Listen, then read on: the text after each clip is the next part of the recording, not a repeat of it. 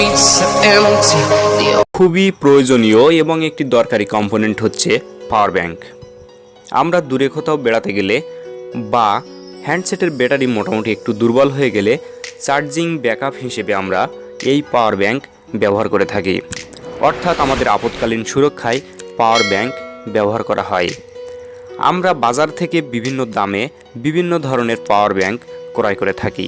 বেশিরভাগ পাওয়ার ব্যাংকগুলোর ব্যাটারি খুবই দুর্বল হয় এবং ব্যাটারির মধ্যে বালু ভরা থাকে, যার কারণে আপনার পাওয়ার ব্যাংকগুলো বেশি ওয়েট মনে হয়। আর দুই একটা যে ভালো ব্যাটারি দেওয়া থাকে সেটা দিয়ে আপনার হ্যান্ডসেটটি মোটামুটি একবার ভালোভাবেও চার্জ করা সম্ভব হয় না। সো আপনার আপৎকালীন নিরাপত্তাও কিন্তু নিশ্চিত হয় না। আমরা কিন্তু একটু চেষ্টা করলে খুব সহজে এবং খুব সস্তায় একটি শক্তিশালী পাওয়ার ব্যাংক তৈরি করে নিতে পারি। আজকে আমি এমন একটি পাওয়ার ব্যাংক আপনাদেরকে দেখাবো যেটা আমার নিজের তৈরি, যা খুবই সস্তা এবং খুব সহজেই তৈরি করা যায়। সো চলুন দেখে আসা যাক কিভাবে পাওয়ার ব্যাংক তৈরি করে নিতে পারবেন খুব সস্তায়।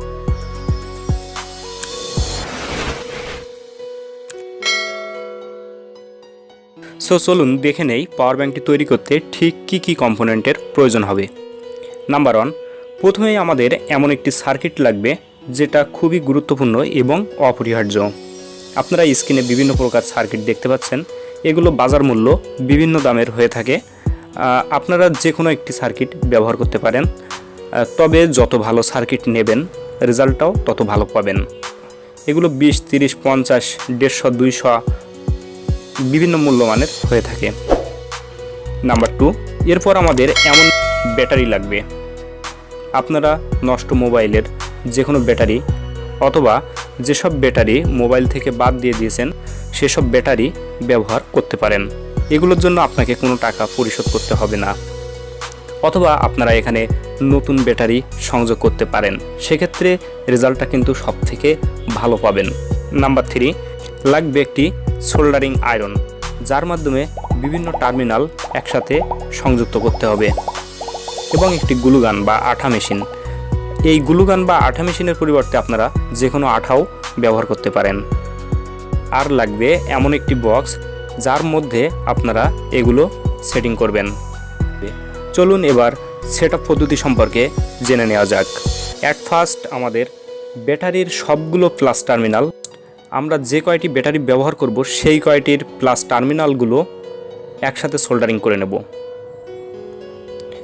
অন্যদিকে অন্য পাশের যে মাইনাস টার্মিনালগুলো আছে সেগুলো একসাথে সোল্ডারিং করে নেব। এরপর পাওয়ার ব্যাংক সার্কিটটির প্লাস টার্মিনালে ব্যাটারি থেকে আসা প্লাস টার্মিনালের তারটা সংযুক্ত করতে হবে, আর সার্কিটটির মাইনাস টার্মিনালে ব্যাটারি থেকে আসা মাইনাস টার্মিনালটি সংযুক্ত করতে হবে।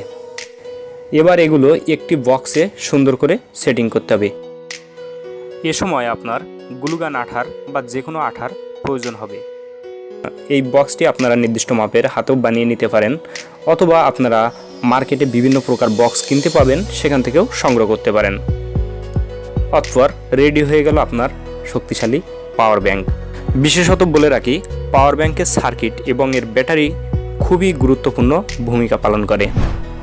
পাওয়ার ব্যাংকের সার্কিটটি যত ভালো লাগাতে পারবেন তত আপনার চার্জিং সিস্টেমটা ভালো হবে, আর ব্যাটারিগুলো যত ভালো এবং যত বেশি হবে তত দীর্ঘ সময় ধরে আপনি ব্যবহার করতে পারবেন।